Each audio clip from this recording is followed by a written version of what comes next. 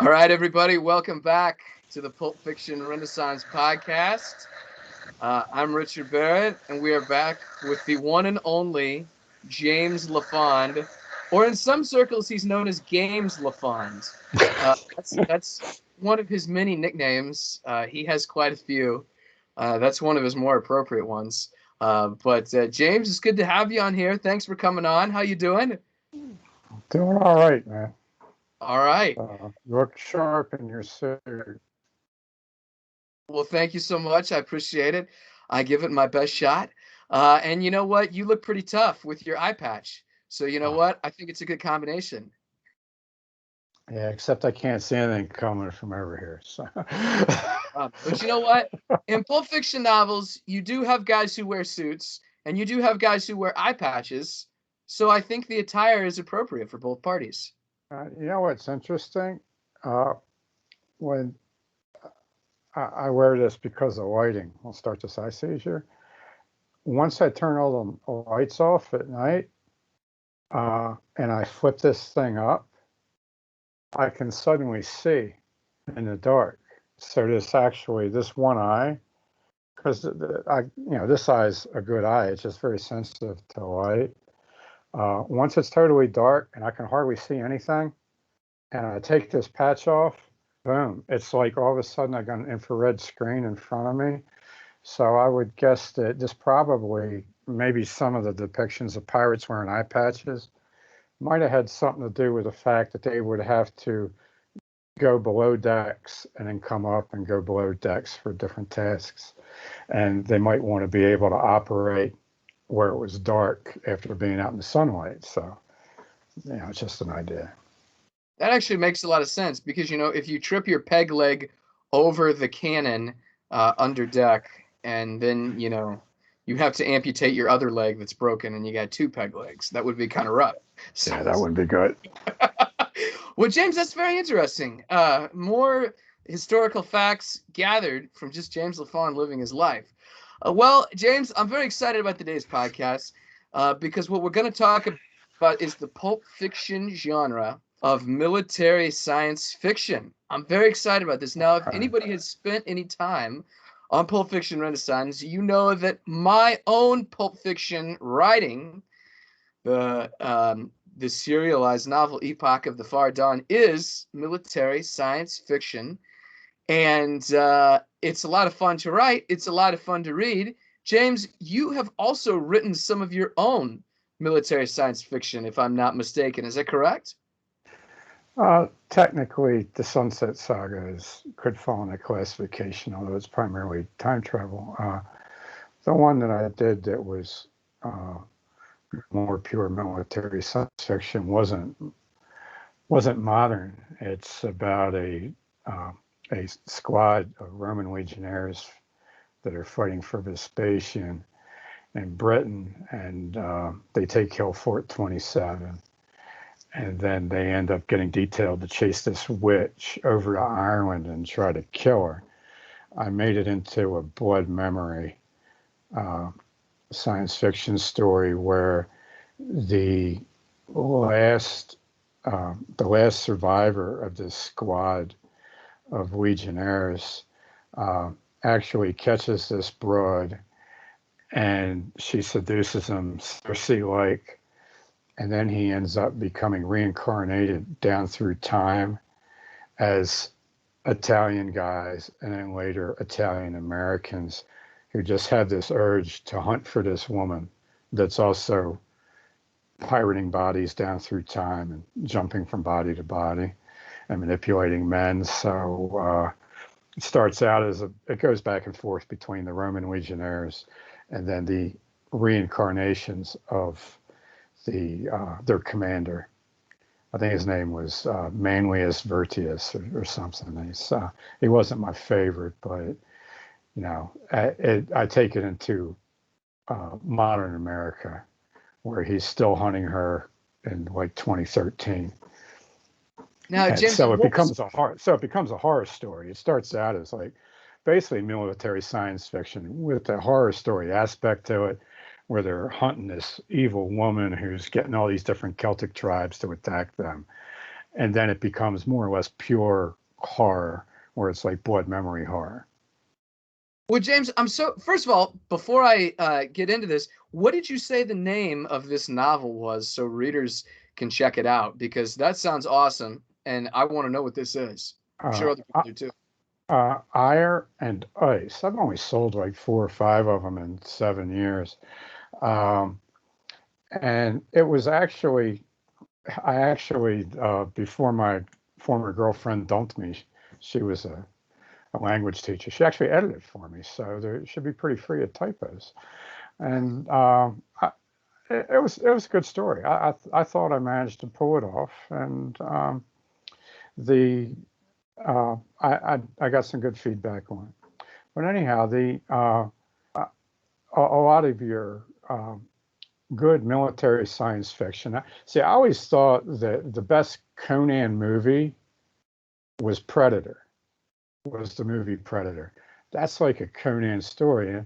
And a lot of the Conan stories, he's like the last survivor of an army that just got wiped out. Or in 2 of them, he's commanding. He's like the captain of the guard, commanding an army for a small city-state, fighting some horrific, monstrous enemy.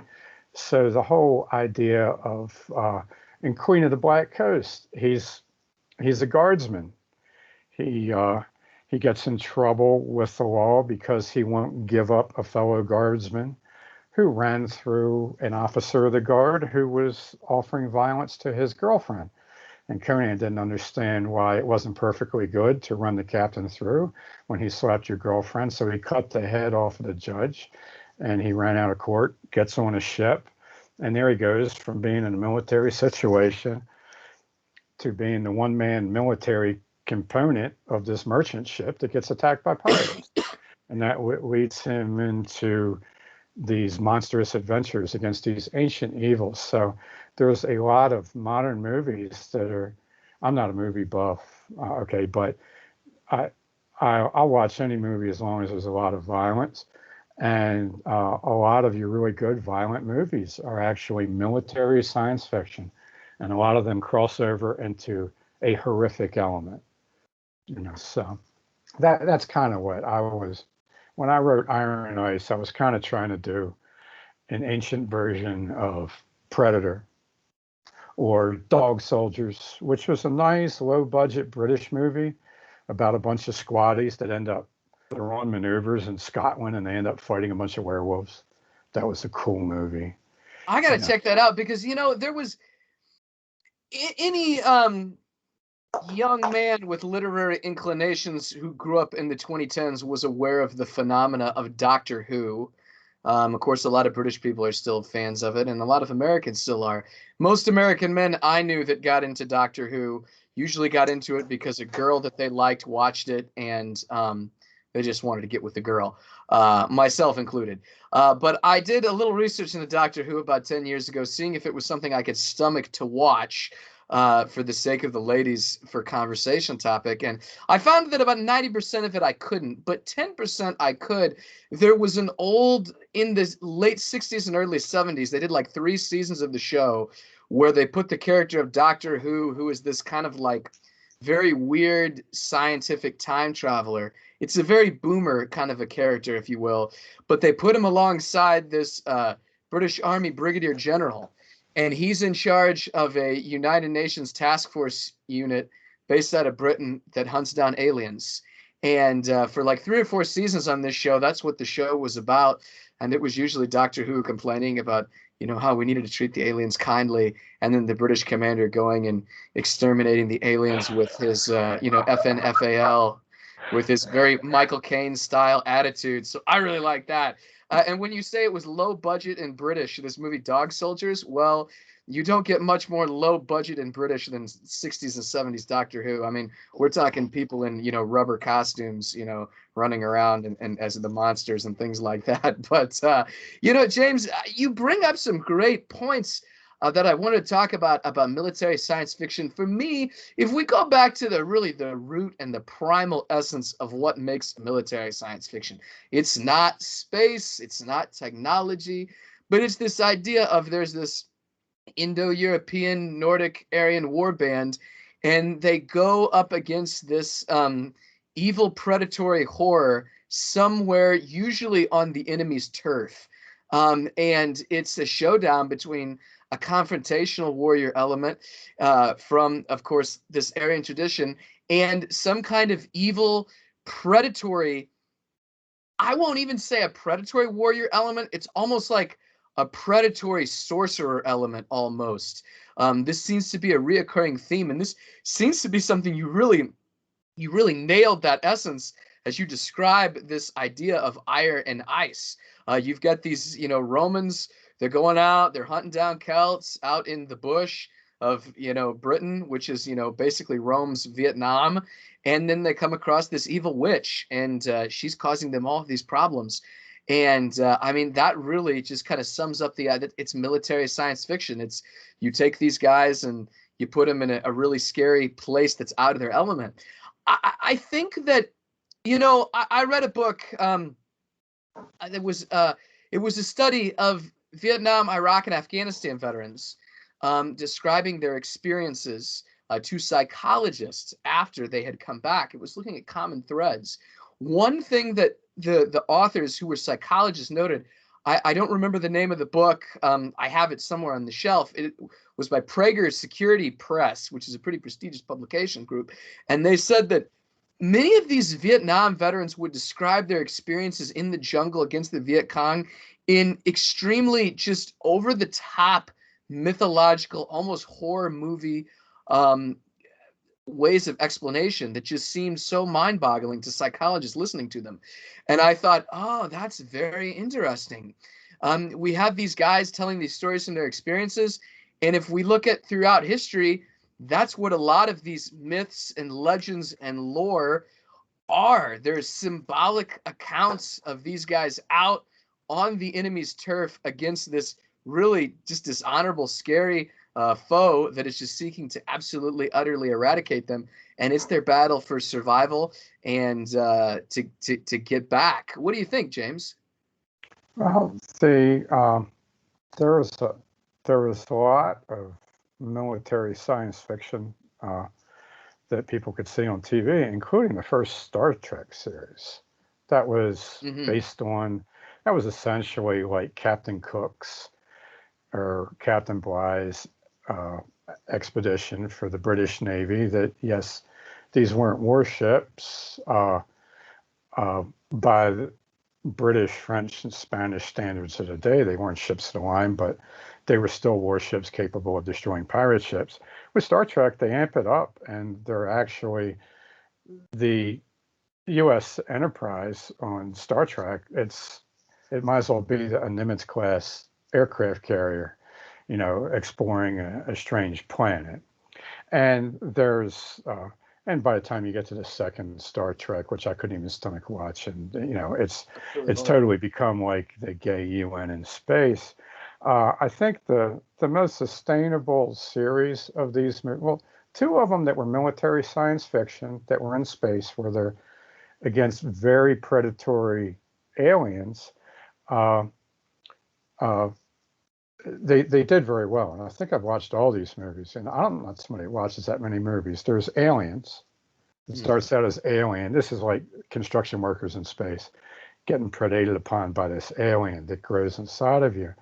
Then the second one, Aliens, it's a military unit that are going in to eradicate these things. And these things are just the nastiest, most unsympathetic, purely predatory things out there. And they're really frightening.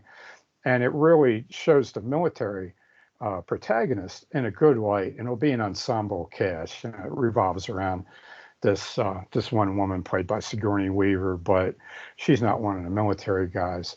And the other one is Predator, where you have, there was one of Robert E. Howard's best stories was Rogues in the House, about all these scumbags trying to assassinate this sorcerer, who was also a scumbag. And they recruit Conan as their heavy muscle. One of these guys gets him out of prison for this. And the wizard has his own heavy muscle. It's a character named Thag, who is a semi-intelligent great ape, like a Bigfoot or a Yeti. And it comes down to a fight between Conan, the barbarian, and Thag, the subhuman. And after it's over, the real enemy is the wizard. And at the end, Conan says, I'll have my women sing about this enemy being an honorable man because I slew a man today. It wasn't just some animal. Because this subhuman ape had a greater developed sense of honor than the sorcerer did. And in Robert E. Howard's stuff, the sorcerers generally manipulated. They either practiced mesmerism, where they would just hypnotize you. That's what the media does to us today.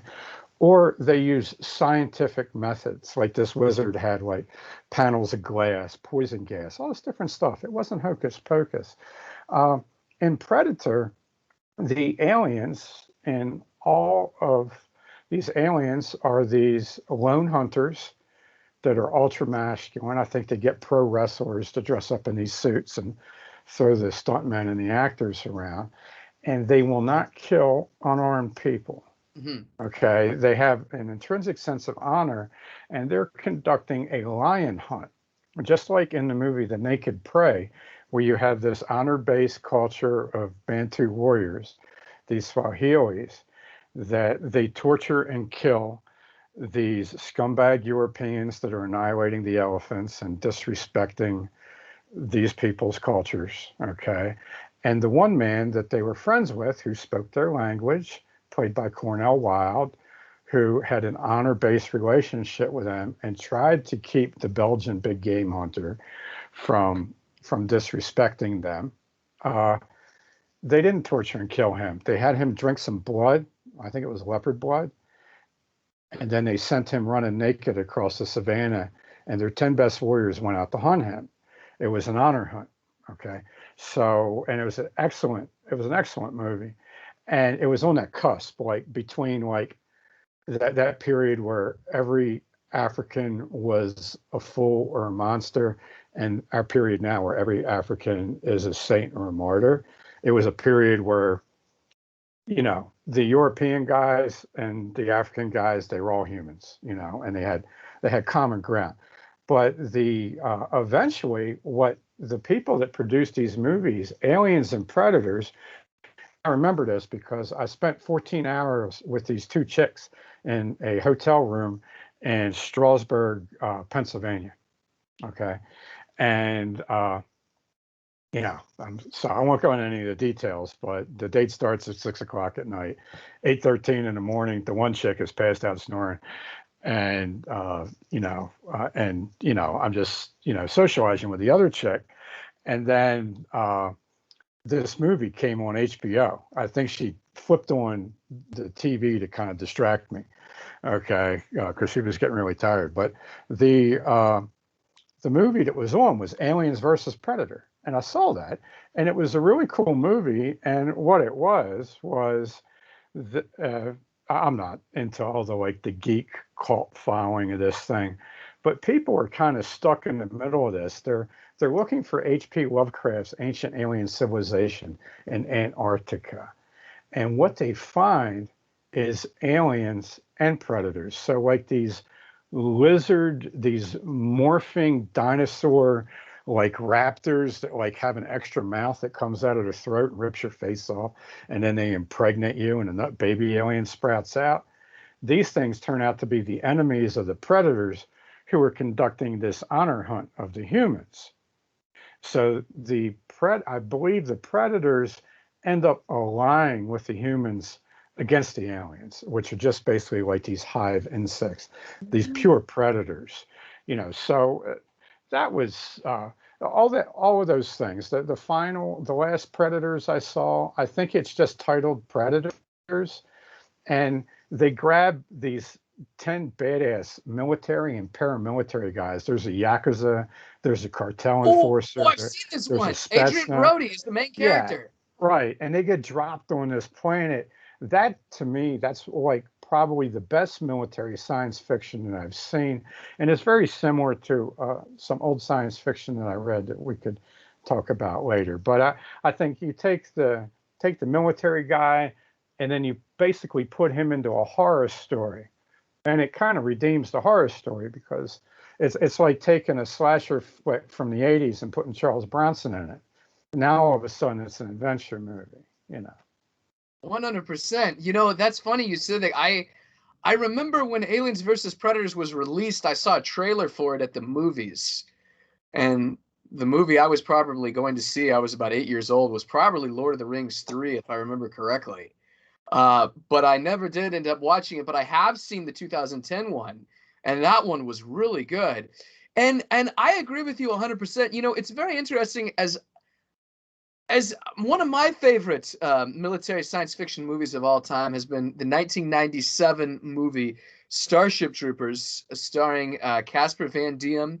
I believe it's Denise Richards, who was one of the 90s Bond girls, is in it. And young Neil Patrick Harris is also in it too. And it was a movie adaptation of Robert Heinlein's novel, Starship Troopers, which I'm going to offend some literary people here, but I thought that was absolutely a terrible novel. It was very boring. I was very disappointed with it. But I read it after I watched the movie, and the movie is awesome. The director, I can't recall his name. He directed RoboCop. But he tried to read the novel and said, this is boring. So we're going to make this into, we're not going to do anything with the novel outside of keeping a couple of the names. We're going to do basically a John Wayne World War II movie in space against these giant killer bugs. And it's an absolutely great movie. And in a similar way to the Predator movies, which you're describing, the military guys are shown in a good light. And it's a very Robert E. Howard kind of tale, because you have these very you have this Aryan war band going out into space fighting these bugs, and these bugs are gigantic, and they are led by a queen who controls the hive mind. So they are these slave bugs, and they live underground in subterranean holes. And so there's this symbology that we've talked about again and again and again on this podcast, the Nordic, Indo-European, Aryan, Solarian, Olympian, eagle, sky god cult coming down, and it's fighting against this Mother Gaia, earthbound, telurgic slave cult, and it's the showdown between the two. And that movie really illustrates really well this idea of warriors with honor versus a slave army with zero honor whatsoever. And this is the juxtaposition that's in that movie. What's really interesting is, as you talked about, the military science fiction is making the horror movie right. And to me, like you said, you put Charles Bronson in your slasher flick. I mean, what's better than taking your toughest guy against your scariest villain? I mean, that just sounds like the ultimate concept to me. And so I did a little research in 2 books in preparation for this podcast. One of them is called Great Stories Do Not Write Themselves, written by a fella named Larry Brooks. And it says he is a USA Today best-selling author. So that's got to mean something. It's a very good book. A second one that I've read is one some of your readers might know. It is well known in film circles. It is called Save the Cat, the last book on screenwriting you will ever need, by Blake Schneider. And this one is very, very popular among screenwriters. The book has developed a cult following. There's a couple sequels and a website and the whole curriculum that goes into it. But what was interesting is, we'll go in the first book, and it talks about a key thing you've got to have in a story. Now, I'm very interested in this because I'm writing military science fiction. I write the installments as I go along. And of course, you've written them too. So how do these stories structurally, how do they work? Because we may have some readers, some listeners and some readers who think, I'd like to write my own military science fiction. I wonder how I do that. So we're going to kind of show the man behind the curtain today. And we'll get into this idea of great stories don't write themselves. Now, there's this idea... you'll sometimes hear it a lot in story writing books. Let me get it. It's this idea of the first plot point. And in the first plot point, what happens is, I'm going to read you a selection from this book by Larry Brooks as he explains it. He says, The essential first plot point story beat, with its tight window of placement to achieve optimal efficacy, is arguably the most important narrative moment in your story. Now, why is that? Well, he goes on to explain, it's the something that happens that changes everything. After a group of scenes that share the mission of setting up the story, this critical moment launches the core dramatic arc of the story. It could be argued that it is the most important moment in the novel. Now, it's recreated again a second time as the second plot point, right before the climax.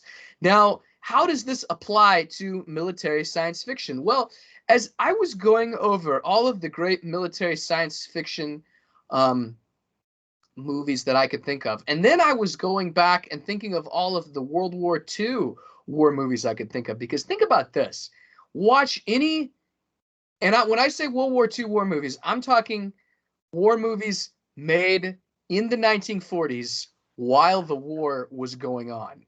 So John Wayne, Errol Flynn, Robert Taylor, Randolph Scott, movies that were made for an audience that was either still fighting this war, about to fight this war, or for people on the home front who had brothers or dads or sons that were fighting it.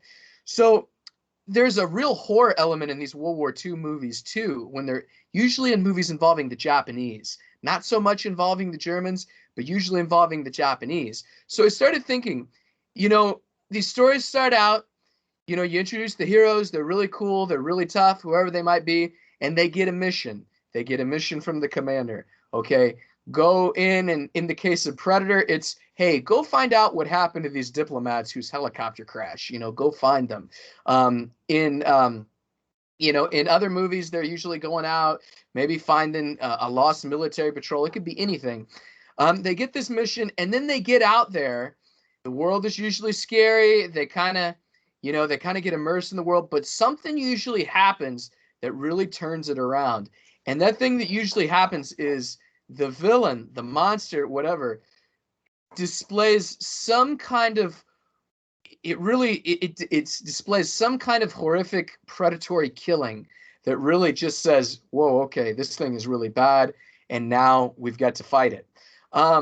Examples that I could think of in Starship Troopers, for example, the Bugs launch a 9/11 Pearl Harbor style attack on the city of Buenos Aires and kill 1 million people.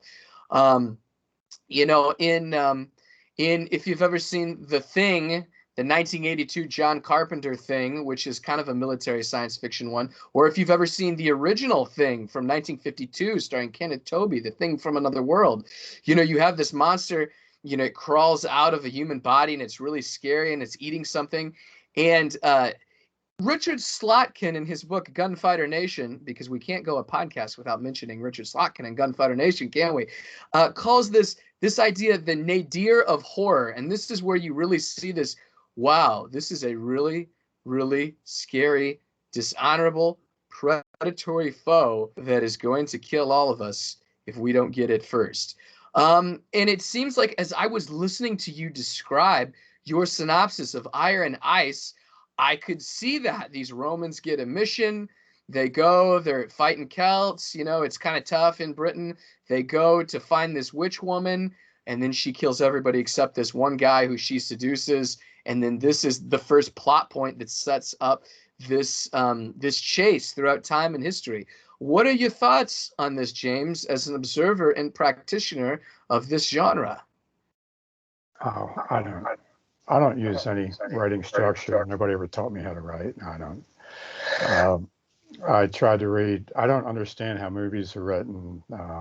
People tried to convince me to turn some of my novels into movies.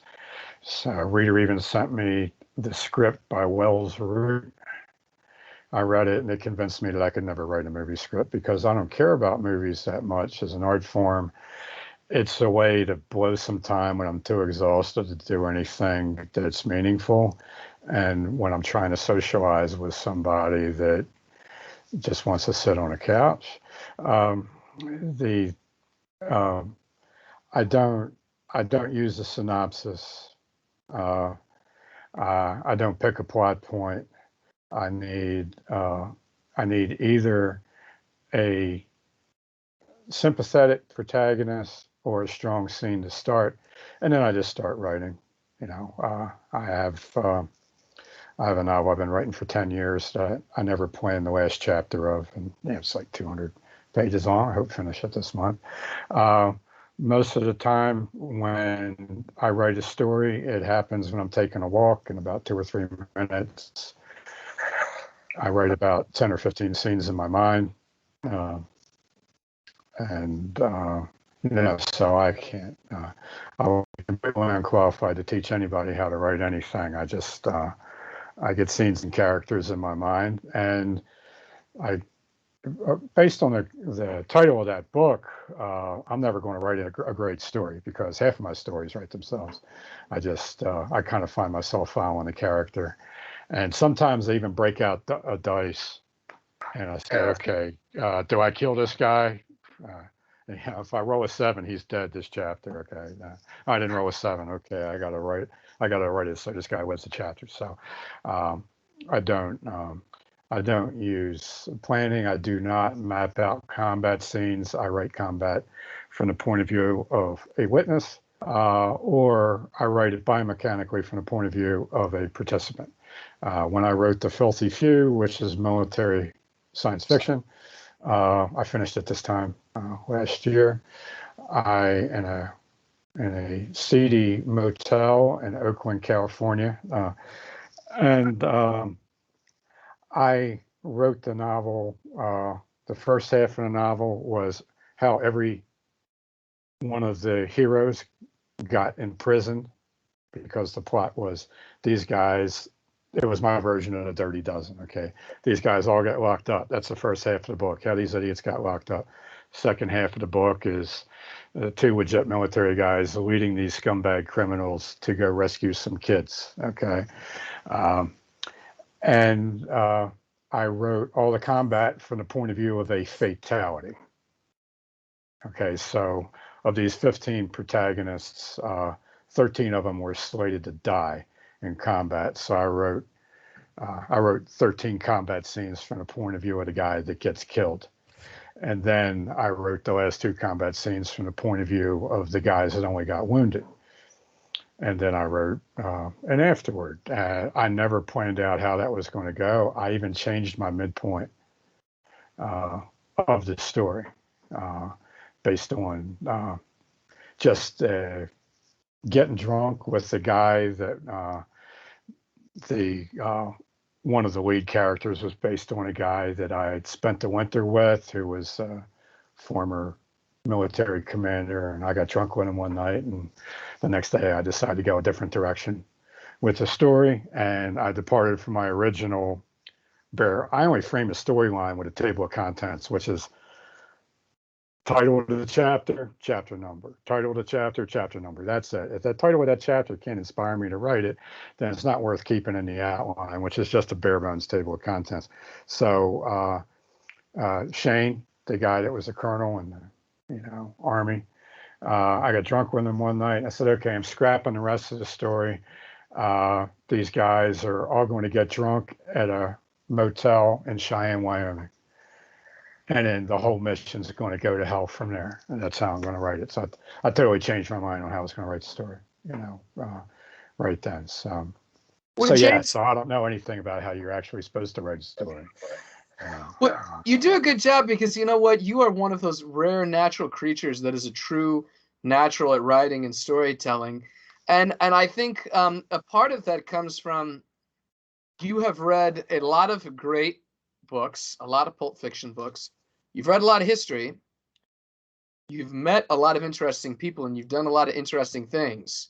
So you have an automatic, natural, subconscious storehouse that you have built over the decades and have honed through experience in writing. And you can just crank this stuff out just really awesomely. I really like your stuff.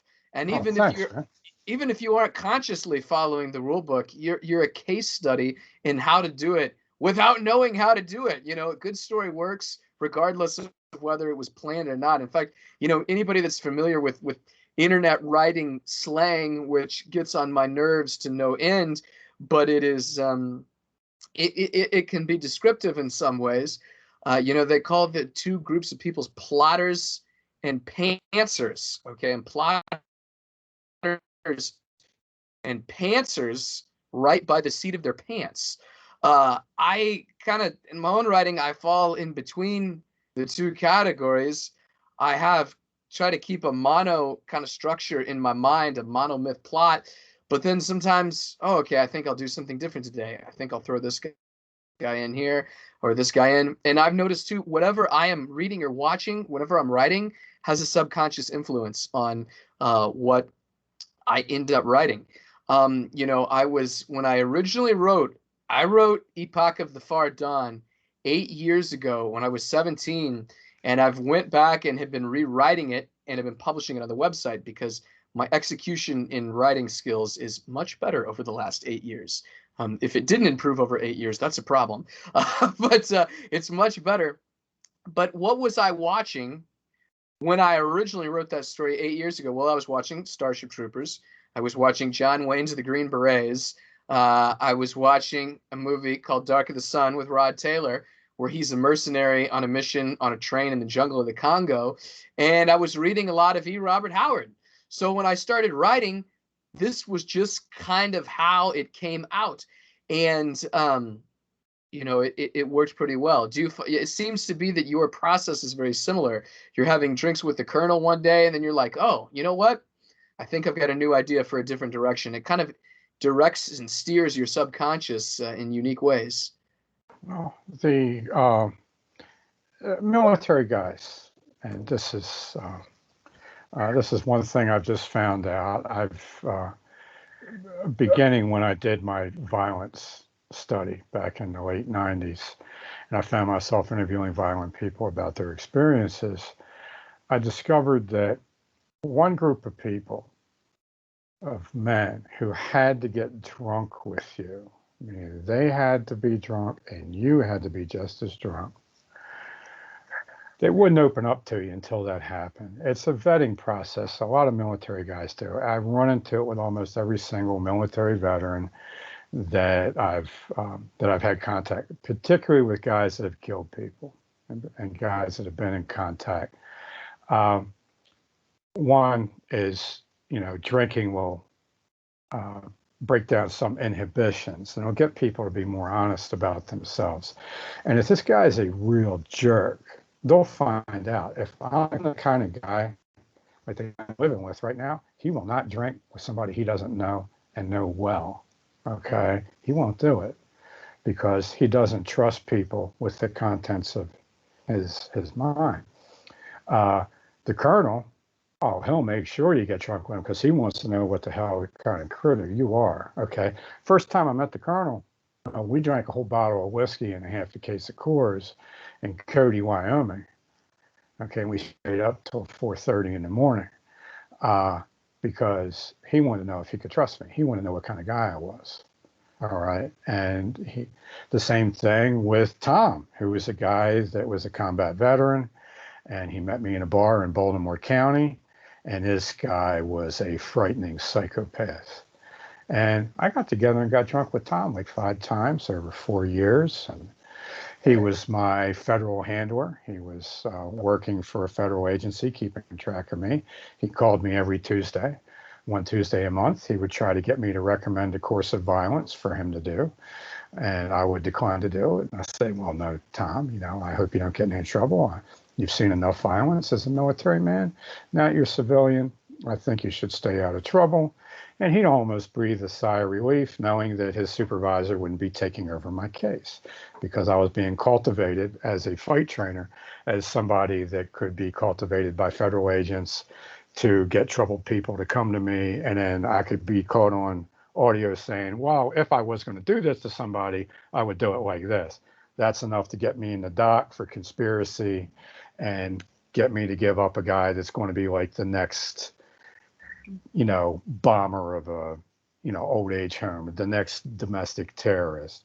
So I knew that was what Tom was doing for a living. So I respected that, and I never called him on it. He told me that I wouldn't be hearing from him anymore. He had another mission to go on, and I was immediately approached by 3 younger versions of Tom who told me they were recent combat military veterans who were now military contractors, and they wanted me to teach them how to survive in a knife fight.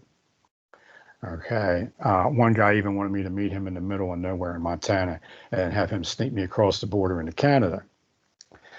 These kind of guys, okay, when they meet you in person, they have to get drunk with you because they want to know what you are. I used to have a boss named Gary who he was a total sissy. He depended on me, even though he was in charge of the store at night. He's like, look, I hate you. You don't respect me because I'm a sissy, and I hate you because you're smarter than me and you could do my job better than me. So we're going to make a deal. If somebody comes in here and attacks me or one of the cashiers, you're going to defend us. And the next time I want to get you fired, I won't talk to the boss about it. Okay. So we made this deal. And we would still go and get drunk once a month at the bar. And I was the only one that would do it with Gary because nobody else would go to a bar in a tough part of town with Gary at 7 o'clock in the morning when the other night shift guys from the marine terminals and the railroad were getting off. Because as soon as Gary had 2 drinks in him, he was ready to pick a fight with somebody. He was Billy Badass. Okay. No military guy wants to have anything to do with a guy like this. Okay. That's why he wants to get new people he meets drunk so he can find out if he's Gary. Now, I didn't care about Gary. If Gary got me, Gary could not possibly get me in a fight, okay? Because if Gary picks a fight with this city hick in South Baltimore, okay, at Cox's Pub, which was run by a corrupt Baltimore City police lieutenant who ran the heroin trade in the area, and a bunch of really tough people drank in there. If he picked a fight with one of these guys, I wasn't going to save Gary. I was just walking out the door and catching a bus, buying a 6-pack. Okay, so I'd have something to drink on the bus stop. Okay, this guy was not going to drag me into a fight because I knew what he was, So I was the only guy that would go drinking with Gary because I was the guy that knew that I wouldn't raise a finger to save Gary's butt. Okay. In some bar. Eventually, Gary stopped drinking. Gary was a guy that shouldn't drink alcohol. There's a lot of these guys that shouldn't drink alcohol. I'm a nice guy when I drink. I'm a jerk when I drink coffee, but when I drink alcohol, I'm a nice guy. So I know I can trust myself, and other people can trust me when I'm drinking. And so this is what made me change the plot of The Filthy Few, because this was how this guy, once I talked to him about serving with different people, he also worked as a military contractor, and I was staying with him that winter in case he needed to go to Africa to pull security for a media mission over there, and he wanted me to stay with his wife. Again, he needed to know I was a guy he could trust to take care of his wife without taking advantage of his wife. So we're getting hammered together, so he knows what I'm really like underneath. Now, I realized in this one drinking bout with the colonel, in which he sent one of his giant werewolf dogs to walk me home to the camper I was living in the middle of the woods because he didn't want me to die out there, stumbling home drunk.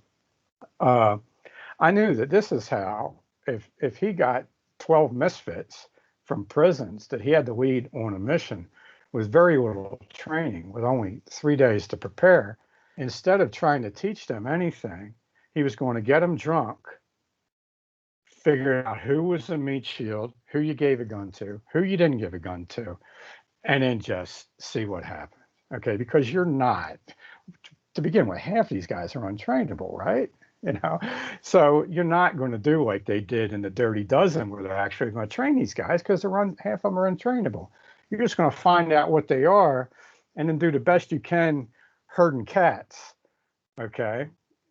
Into combat, that's it. So in that way, I think by departing with my plot, because I got closer to the character that I was basing one of the 2 lead protagonists on, that I think I developed a more realistic storyline.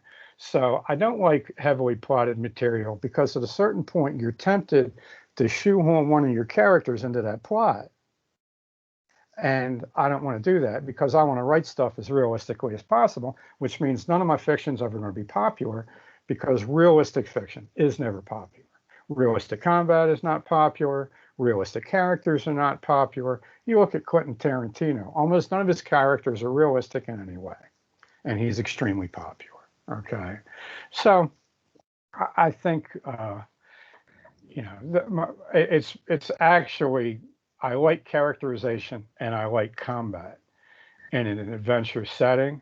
That's why I can't get on board with a highly structured plot, because they both work against realistic combat and they work against realistic characterization.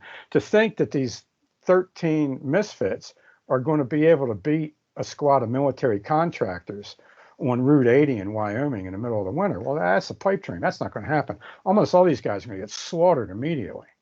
All right. So that's why I kind of veto the plot. And my lack of interest in movie scripts is just that I haven't seen enough movies. We talked about some movies here that I've seen, but I only watch movies 2 months out of a year, and the most I'll watch is 5 a week. And the rest of the year, I see no movies. 10 months of the year, I see no movies at all. I went a decade without watching movies. All I ever saw was what my wife and my sons had on the TV while I was lacing up my work boots. That was it. So I'd see clips of this and that. I didn't see the Terminator until like the late 90s. I think it was like a 1981 movie. Yeah, right. And it was something I was interested in seeing, but all I did was work for like 25 years. I would read on the bus and I'd read when I got home. If I had a choice between reading and watching a movie, I'm going to read. That is very interesting, James. So really, if you think about it, from what I can interpret what you're saying, you keeping it too structured, it's almost like the general who wants to refight the tank battle, even though the enemy's not doing that, and doesn't want to get off the doctrine or the script, and doesn't really want to go with the flow of reality. So keeping things a little too structured for you just keeps it from being, shall we say, a uniquely James Lafond piece. Well, it's a way to keep it interesting for me. Look, my wife used to throw stuff at me when I would read while she had the TV on. So she's like, I want you to watch a TV show with me. So, okay. I said, I will read and watch the TV show with you. She's like, how can you do that? I said, don't worry. I'm going to finish this book tonight, and I'm going to watch all these TV shows with you. And she's like, you're not paying attention. You're not paying attention. We're 10 minutes in. I'm like, look, the blonde dude is going to get killed. The short, stocky, brunette guy, he's going to get the girl. The bad guy is going to be caught at the end. Okay, written, done. This is how it's going to end.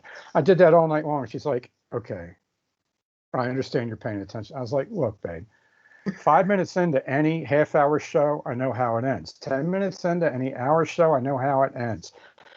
10 to 15 minutes into any movie, I know how it ends, because they use very primitive writing techniques, and they don't use realistic combat, and they don't use realistic characters. So, the combat and the characters, as soon as you identify what the goal of the screenwriter is, the combat and the character is just going to be made to fit in an unrealistic fashion. All right. So I'm not the only person that writes the way I wrote. Most of the people that write the way I write, they're dead. And I think I just picked up on this because this is the way pulp writers used to write. I've read some of Robert E. Howard's synopsises, okay?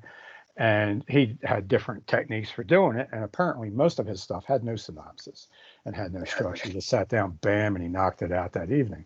Some of his stuff, I've read his synopsises, and it sketches the whole thing out. Sometimes it's just like, oh, I got this character and this character, and I want this to happen. And it's not charted out like how it's going to happen. So I think I've been heavily influenced by my reading. I was writing a novel about an orc, and I added 3 chapters to what I call the crux part, where the plot shifts based on listening to a dramatic reading of Aeschylus's Prometheus Bound. And it really fit well with the story in a way I didn't expect it would. And I was listening to Prometheus Bound while I was really sick. and I couldn't write. So when I came out of this episode, and then I was able to write, it had a lot of influence on me. So I put it in the story, and I think it improved the story. A poet from Australia read it. He read an advanced copy of it, and he said, the best part was the part that was based on Prometheus Bound that I put in the middle. So I was like, oh, okay. It was a good call, but it wasn't conscious. It was kind of something I had to do. That is very interesting. Listen, I'm going to be honest, James. I'm a grasshopper, and I'm sitting at the foot of the master here at the mountain, and I'm just taking this in. This is very, very interesting. I hate to kind of sound like a Joe Rogan kind of, host. Really, that's unbelievable. But that is, she's like, I gotta go like this. Really? He's an adorable meathead. I like him. So he's just stupid enough. Okay, the genius behind the Rogan character. By the way, I'm writing something called News Law that's based on a synopsis I came up with for a character named Ro Jogan, who's a future media influencer that gets caught up in a media state, surveillance state nightmare, kind of like a Philip K. Dick novel. Anyway, I think I was originally going to title it "The Man Too High to Hassle" instead of "The Man in the High Castle," with Joe Rogan as a template for the protagonist. The genius about him is that he's just stupid enough to ask a question that most people could imagine themselves asking it, because everybody he has on the show is smarter than he is. He's not a stupid guy, but he's in that mid-range of intelligence where he can kind of work as the interpreter for highly intelligent people and for stupid people. And I think I'm in that same mid-range of intelligence that Rogan's in. It's like I can have a conversation with a 75 IQ guy working on a night crew in Baltimore City. And I can also have a conversation with my accountant and other people I know that have advanced science degrees. So I think that's where Rogan's good. And I think that's why my violence study worked, because I was able to kind of be a translator for these violent criminals that weren't too intelligent, and the above average intelligence of martial arts instructors. If you can teach one of these arts, you're above. I'm somebody that couldn't even learn one of these arts. I was that stupid. But guys that can remember 154 different sequences of moves and teach it to people as a curriculum, they're highly intelligent. So me being in the mid-range, talking to idiots about violent crimes, and then translating it to like these highly intelligent martial arts instructors, that was kind of my little niche. But Rogan's into psychedelic drugs and MMA and stuff, so so he gets to make money being the mid-range meathead. So that's okay with me. He So seems like he's James, doing okay. I think what you're saying is you are a ghetto version of Rod Serling from The Twilight Zone. You know what? Yeah. I never thought of it that way, but yeah, I saw like 3 episodes of Twilight Zone, so I understand what he's talking about. Yeah.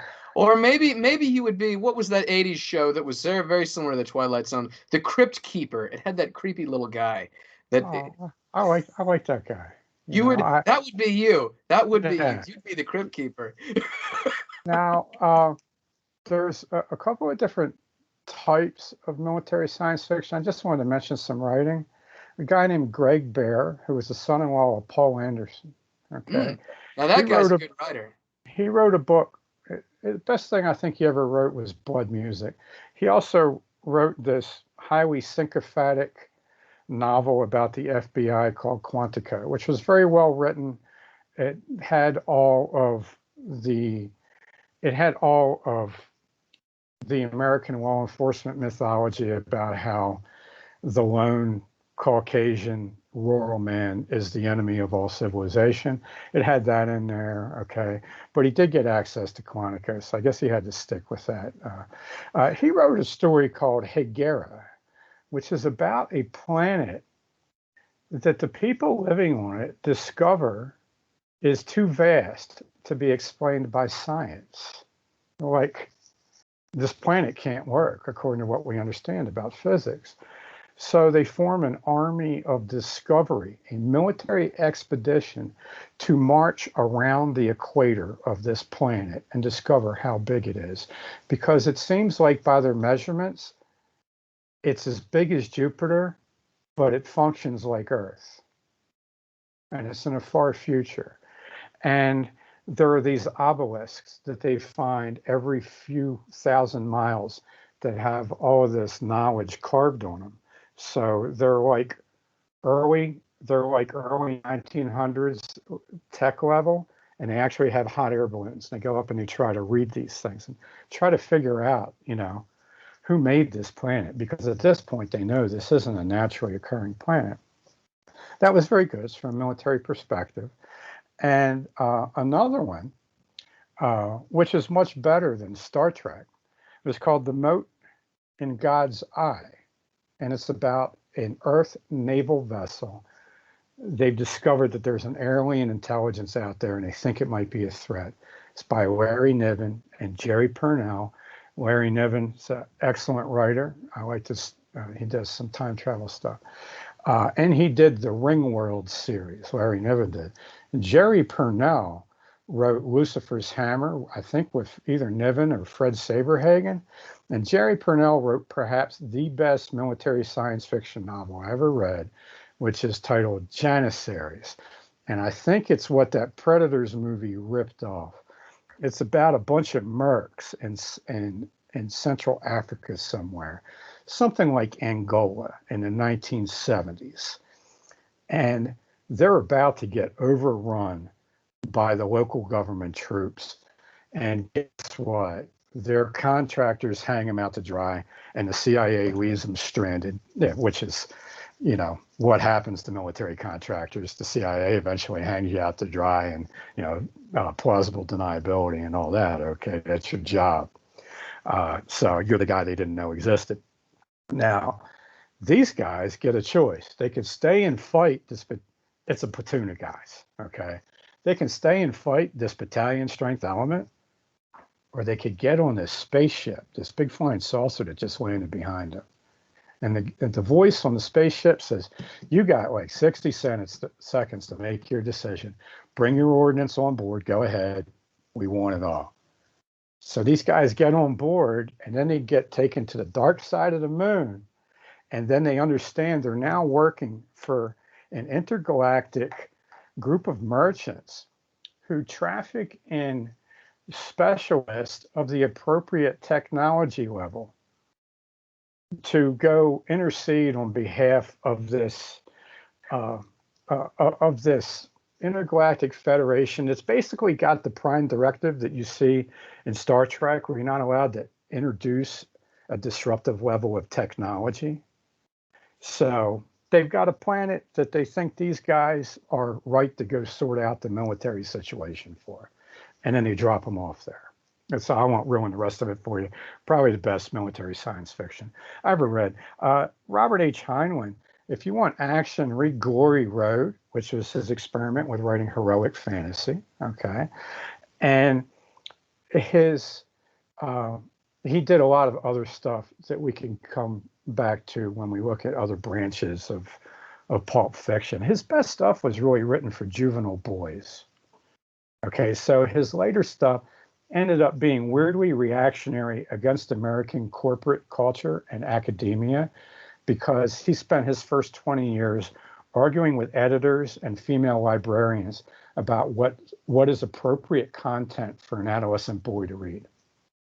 And Nurse Trunchbull, the librarian, is trying to decide what's going to be in this science fiction adventure for 13-year-old boys. Okay, so that kind of echoes down through such stuff as he writes as The Door into Slumber, Stranger in a Strange Land, The Number of the Beast. Eventually, Heinlein stuff becomes really bizarre.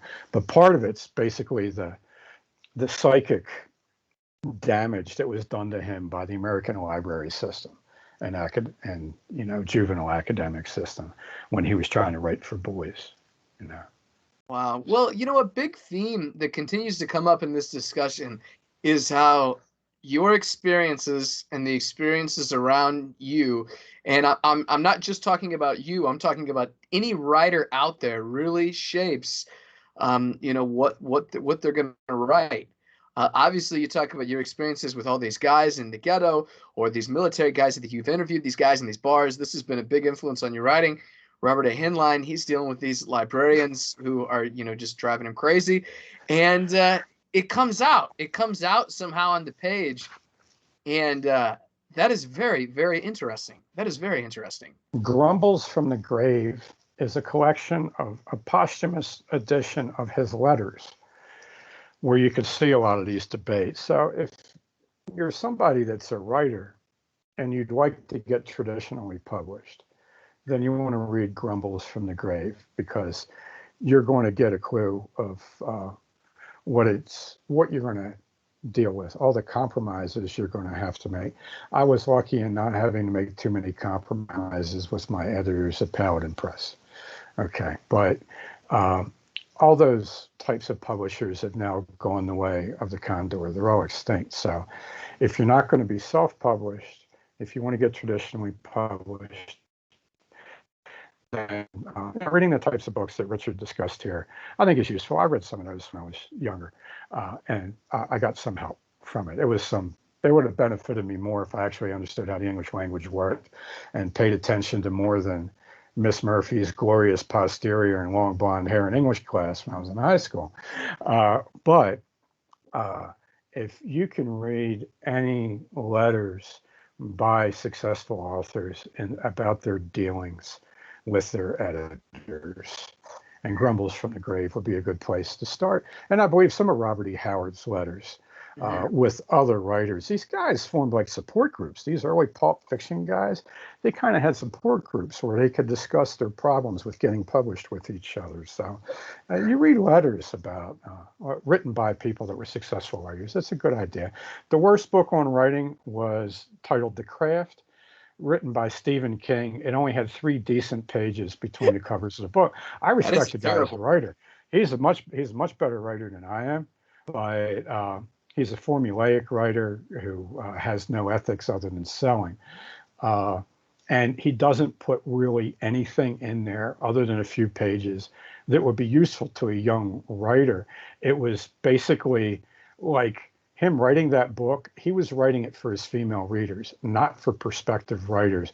It would be like Arnold Schwarzenegger, going up to a United Nations podium and, flexing his bicep instead of actually speaking. And discussing how bodybuilding is similar to nation building. Okay, no, he would just go up there and flex his muscle. That's what Stephen King did in that book. The other books on writing, I found all of them to be useful to a certain degree. The best one was writing for publication. And there were 2 books that had a title pretty similar to Writing for Publication, okay? But the best one was published by Lumpanics Unlimited, which is a defunct small press, in which the guy explained a lot of nuts and bolts about just about selling and everything like that. So if you're a writer, it's worthwhile to read that stuff. I wouldn't want to discourage anybody from reading it, but if you try to follow a formula, the formula, to a certain extent, is going to corrupt and dampen your creativity. That's very interesting, James. Well, I'm going to ask you one last question, because you have an encyclopedic knowledge of these fantastic authors of the genre. But before I ask you that question, I will say that I have tried to read Stephen King's The Craft, and that was a terrible book. And I want to say, I don't think he's a better writer than you. I think you're a better writer. Just if we look at a big part of The Craft that I didn't like, if you read it, was he, with zero basis, slams a lot of the way Pulp Fiction is written. When you're writing Pulp Fiction, it's kind of hard to articulate. I know it when I see it. I know it when I write it, even when I'm writing nonfiction. But there's a phraseology. There's certain descriptive adjectives and adverbs that are used. There's a lot of ly verbs. I think I did an article about this a couple months ago, actually, that it really kind of makes up the fabric of Pulp Fiction wordsmithing. And when I say wordsmithing, I literally mean the words being built that makes the story. And a big part of the craft of writing was just slamming that and saying, don't ever use that. Nobody ever uses that. And I'm thinking, nobody ever uses that? Well, here's this book, this book, this book, this book, this book that uses it. That's awesome, that I love. And I think your stuff I can't get through. So obviously, that's not a universal rule of what you say. So there's that. That was my experience with that. He's writing for people he's self-serving, and he's serving his publisher also. And the thing he's most interested in his book is playing music as like a Z-list band, amateur band made up of people who are in the writing industry. Okay. So he is a better writer than me because I, like it or not, I can fantasize that I'm living, in some free place, but I live in the capitalistic police state of the United States of America. That's where I live. I've been an inmate in this mine prison since I was born on March 20th, 1963. And there is only one value that is upheld by all of the corporate entities and government bodies and successful individuals, including almost all athletes in the United States of America, and that is money. The dollar is sacred. That is the center of the religion of this country. And the guy sells millions of books. I sell hundreds. Okay, he's a better writer than me. Period. In this context, Now, I'm not writing for people now. I'm writing for some poor, screwed over kid like me that gets born 20 years from now that wants to be able to read something that's meaningful to him. Nothing Stephen King has written is going to be meaningful 100 years from now. Okay. So that's why, in a way, I'm more selfish than him because I want to be remembered 100 years from now. He just wants to be a millionaire. Okay. So, or be at the top of whatever dung heap is people are currently scrambling up in the literary field. So yeah, he's that. But what I found offensive about his book is he didn't let you know how he wrote. He told you how he wanted you to write, not to compete with him. Okay, so you could just write fan fiction based on the stuff that he successfully wrote, and not rise to challenge him. Okay, that's the only thing I found offensive about that book. And I did cover the few pages in it that were worthwhile, in which he kind of contradicts the rest of the content in the book. But there was a nugget even there, even in that steaming pile of fertilizer. So I would say not to abandon your character if you're a writer.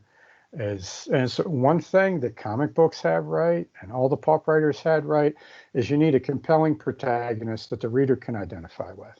Okay, so whatever you're writing, just make sure you got that. Make sure.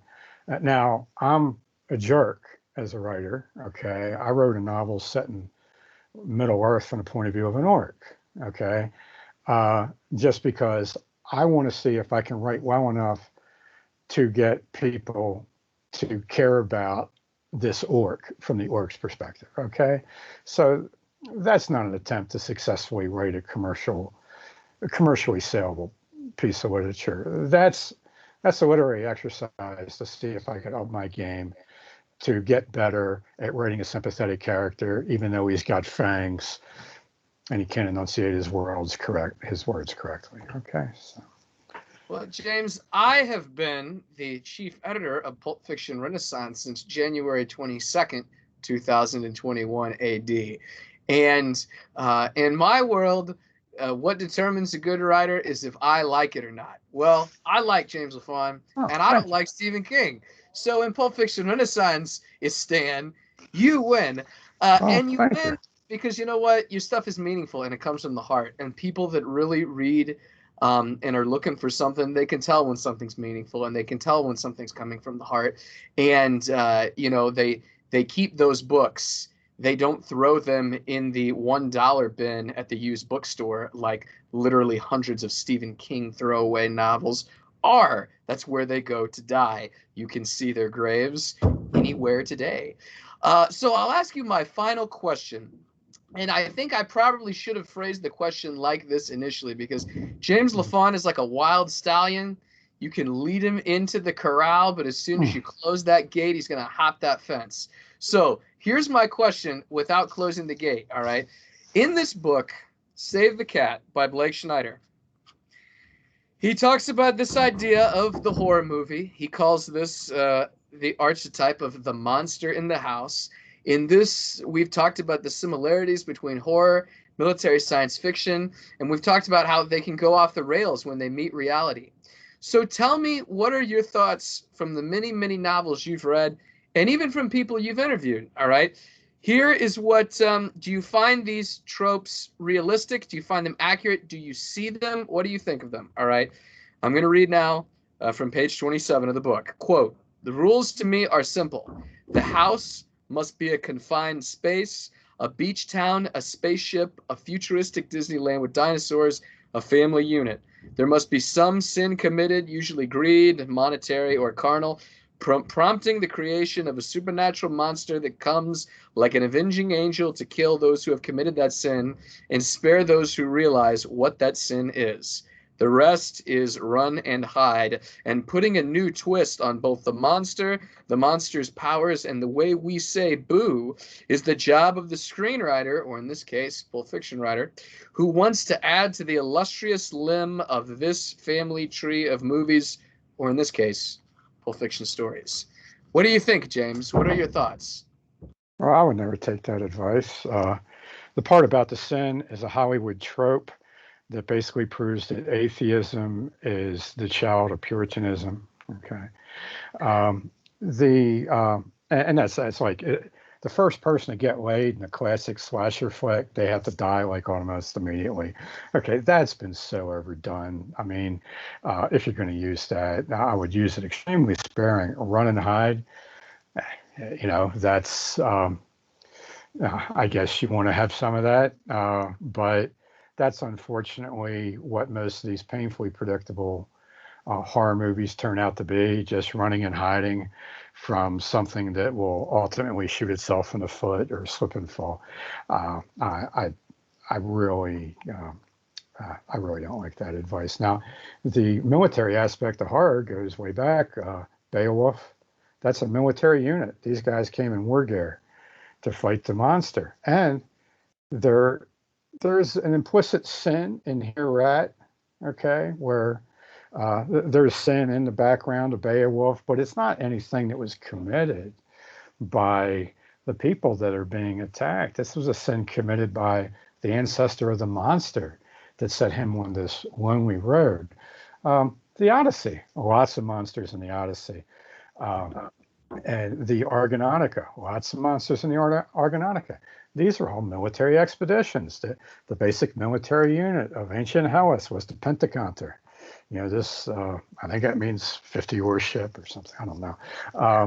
These were all military horror stories. The Iliad, gods come down and actually try to kill these men. The river, Cassander, rises up and tries to drown Achilles because he's choking it with corpses.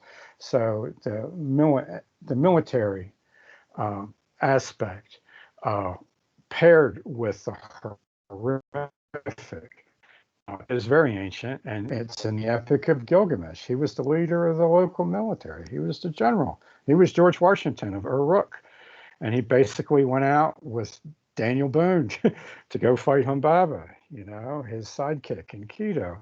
So this military heroics, this is all. Heracles was the founder of a military empire, according to legend. So this is very ancient, and I think one of the best treatments of it in modern horror military setting would be Tears of the Sun with Bruce Willis, where the horror is what man does to man. Okay. And you have two monstrous elements. You have the the men with their machetes that are going to come and slaughter the missionaries. And then you have the dragons that are going to come, the F-16s or F-14s that are going to come and rescue a couple of these mercenaries that are trying not to get overrun. And this thing might breathe fire on the good guys and kill them too. So you get a perspective of, the monstrous sin of this overwhelming technology being used, to take advantage of this continent full of primitive people. Okay. And then you've got, the sins of what they do, butchering people with their machetes. So that's going to be in any Hollywood film. I don't think it's necessary if you're trying to write good literature. The reason why Hollywood's got to have it is because they've got to stick with this cartoonish image of the good guy and the bad guy. Guilt has to be assigned. Just like when I walk down the street, I have to be the bad guy because I'm the wrong race to be allowed to shave my head. Okay? I don't want to have the Julius Caesar, olive leaf thing on my head.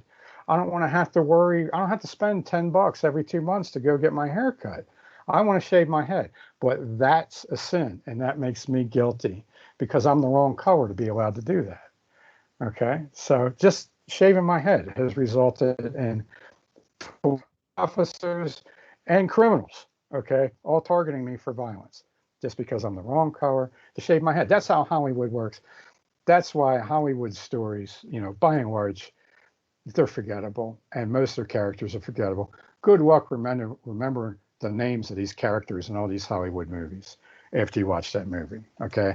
Unless it's a reboot or it's a character that gets used over and over again, like James Bond. And then even then, he's got to say his name numerous times in every episode so you remember who the hell he is, because he's basically a cartoon cutout that can just outsmart anybody anytime, and you know that going in. So if you're looking to write literature that you want to last so that the friends of your great-grandchildren could enjoy it, then I would say not follow this Hollywood writing advice. I didn't leap over the corral, did I? I mean, I'd much rather stay in there with a broken down old mare, okay, if I've got to be an octogenarian stallion. I hope that hit somewhere. Well, James, it did, and I'll add two things to that. It's funny you mentioned the movie Tears of the Sun with Bruce Willis. That movie was a direct, loose remake of the movie I referenced earlier, Dark of the Sun, starring Rod Taylor and Jim Brown, where Rod Taylor is an American mercenary who goes to the Congo in the Congo Crisis of 1965. And there's a very similar plot element in that movie where the two monsters, there's not one, but there's two. There are the Simba insurgents who are cannibals, and then you also have an ex-Nazi who is on the security contractors team. And then you also have in fact, you had in that movie, you have the United Nations also trying to kill these contractors who have been contracted by the United Nations approved legitimate government of the Congo. So and they even have an airplane. It wasn't an F-16. It was, because this is 1967. It was some kind of, I don't even know what kind of plane it was, some kind of 50s plane that tries to kill him. And that's the similar idea in this movie. For a long time, in the way that you described veterans using drinking to test people, I would give that movie to people to test them. And if they could watch it and understand it, they were probably decent people. If they couldn't, they were not. And it hasn't failed me yet. But, I will say this. The second thing I want to say is because I'm a contrarian and I have been thinking about this topic for 6, 7 years, 8, 9, 10, a decade, we'll say. I agree with you. The advice that I read was silly. But I will turn that advice on its head, and I want you to think about this, okay? Because this seems to be a very James Lafond thing to do. This idea that there's a house, okay, a confined space that the heroes are in a horror story, I think that's accurate. I would call that the, you're on the enemy's turf, you're on the enemy's terrain. Whether that's a jungle, whether that's a cave, another planet, what have you, the ghetto of Baltimore, where all the criminals hang out. You're not at your fire base, or if you are, you're trapped. In the story of Beowulf, think about it.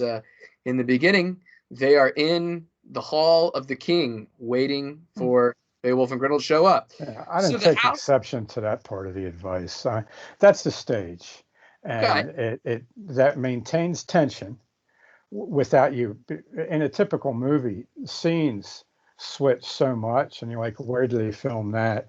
You know, like in westerns, the scene switches a lot.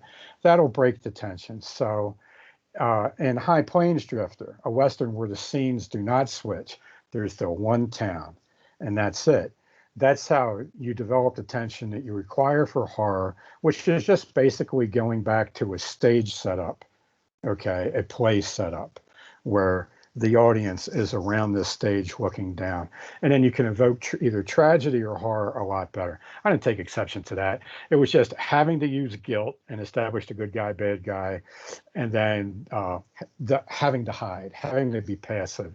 That's just, those two things are just a way to make an audience feel better about being passive and pointing their finger at the guilty party. It's a way of justifying the death of these people. And I think it's psychologically very unhealthy for humans, okay, to do that. That's the only part of that I was taking exception to. okay, well, I'm glad you say that, because that leads me to my own version of those next 2 points. The second point, the idea of the sin committed or the guilt, you're 100% right. There's been mountains and mountains of academic literature written on this, especially in these 70s and 80s slasher flicks. But because I'm a contrarian and I started thinking, could this apply to some kind of military science fiction? And I came up with it. Now tell me what you think about this. I've read this in your books, and I've read it in many other people's accounts of dangerous situations. The only sin that is implicit is not that, you were sexually unchaste or were the wrong race, but you weren't paying attention. You weren't paying attention. You were in the enemy's lair, and the enemy gets you. It robs you. It mugs you. Maybe it kills one of your guys.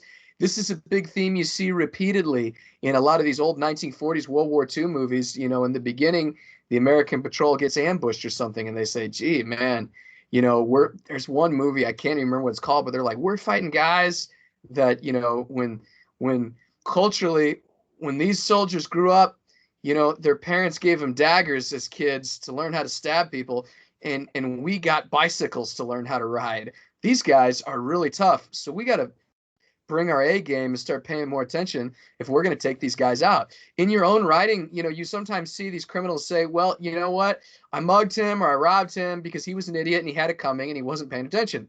And in many cases, you've survived in these situations because you have been paying attention and you have been projecting lethality, and these guys stay away from you. So there you go. Sin not committed, horror movie unmade. James Lafond lives to make another podcast instead of, lying in the gutter somewhere. What do you think of that point, James? Well, I think the type of guilt that works very well, and you see it used to a healthy degree in military movies and even in military science fiction. Oh, it's survivor guilt. Okay, it's you let your buddies down, and that's why they're dead. The idea that the best guys never came home, that the best guys actually got killed. What a lot of American aviators dealt with. If you want to talk about a horrific situation, the kind of stuff a propeller air naval aviator had to deal with just the sheet of death coming up from the ships and everything. There was that. I think that really the movie Midway is one of the few recent movies I watched that that's almost like a horror movie. Okay, because these guys are caught on these big machines that might catch on fire, and they'll be in the middle of the ocean. So I think the one in Beowulf, a naysayer that has failed the king of Herat and wants to make fun of Beowulf for leaving one of his buddies out to sea during a swimming contest. He actually challenges him and tries to evoke this in him, but Beowulf rises to his defense and explains that they were having a contest and that they both survived and there was no harm done. So I think that the thing to look at is going to be, you see it with Odysseus. when he goes into hell, he journeys down into hell, and he speaks with the dead. And he speaks to Achilles, who was a better man than him. And Achilles goes to hell, and he doesn't. He still gets to go home to his people. And neither one of them wanted to be fighting that war, So I think that is, is the type of guilt that you could really use in a military situation, in a small frame and in a large frame, with commanders or just with comrades in arms. Well, James, that's interesting you say that. So 2 things I'll address. That scene in Beowulf where that guy starts giving him crap about the swimming contest. That's a great scene when you read it. And if you want to see a mythological scene recreated in movies, in the movie Dark of the Sun with Rod Taylor, the exact same thing happens almost at the exact same part in the storyline. He's in a bar and this Time Life reporter starts giving him crap about being a contracted killer. And the way that this conversation plays out is almost identical in the story of Beowulf. And in the story of Beowulf, it ends with him saying, look, you could never pull anything off that I've just described. You have no right to say that I did or didn't do anything wrong. So you need to leave me alone or your head's going to get cut off. And in this movie, that's exactly the same thing that happens. He says, look, you're a dirty, rotten reporter who's a closet racist, who's obviously never had a friend from Africa, much less ever fought in any conflicts. And if you want to have a fist fight, well, you're a fat hack in a bar who's going to get his butt whooped. And that's how that movie goes. The second thing I wanted to bring up is this idea of survivor's guilt. You see this in a ritualistic way in a lot of the Westerns and a lot of the war movies in the 40s and 50s. And it'll always be at the end. There's an example that I can think of. I can't think of the name of the movie, but it's one where Errol Flynn leads these Objective Burma. It's called Objective Burma, where Errol Flynn leads these paratroopers under this raid into the Japanese infested jungle. And it has all these elements we've talked about, the Nadir of Horror, and the Japanese do all these nasty things, and then they fight and they overcome the Japanese. But at the end of the movie, he's getting congratulated by his commander for successfully completing the mission. And he throws all the dog tags down on his desk of the guys that didn't make it out. And he said, well, they're the price for successfully completing this mission. In many cases, you'd also see it where they would do, they'd read the names, or there's a really good one from 1957 called Last of the Comanche. And it had a bunch of no-name actors in it. And this cavalry, it's very similar to Stagecoach with John Wayne, the plot is. But, they fight these Indians. They have a last stand. The cavalry, a troop of cavalry shows up and rescues the cavalry. But, and the cavalry commander tells the guy who ran the survivors at the mission, he says, wow, this was amazing. You made it out. And he said, well, this victory is for this guy, this guy, this guy, this guy, and this guy. And he says their full name. And then you see the camera pans to each spot to where they died in the movie. And you see their body, whether it's got an arrow in it, or it's got a bullet, or it's laying in the sand, or it's, it's strewn over a wagon. And it's very somber. You see it in, Back to, Fighting Seabees, where John Wayne dies. They do the same thing in the end. You see it in Sands of Iwo Jima. So you see this thing really ritualistically presented again and again and again and again to a generation that had fought a world war and had lost hundreds of thousands of people. That's something very interesting. And finally, I'll make my final point that'll close this thing out. If the Pulp Fiction Renaissance flipping of the rules of Save the Cat, instead of run and hide in Pulp Fiction, it's always fight. That's what separates Pulp Fiction from everything else. I mean, I don't think there's really anything more you can say. Like you said, you drop Charles Bronson into a slasher flick, and that just changes up the whole game. Yeah, amen. All right. Well, James, thank you so much. This has been an absolutely fantastic podcast. This is one I'm going to be going back myself and watching again and again, because there was just so much here that you said that was just absolutely fantastic. And I really hope our listeners loved it too. If they don't, I know I did. And like I said, I'm the chief editor of Pulp Fiction Renaissance, so that's all that matters. You're All the right. guy in the suit, bro. That's right. That's right. Exactly. I have an empire of one. There you go. All right. Well, thank you so much, James. We will see you again next time. Take care.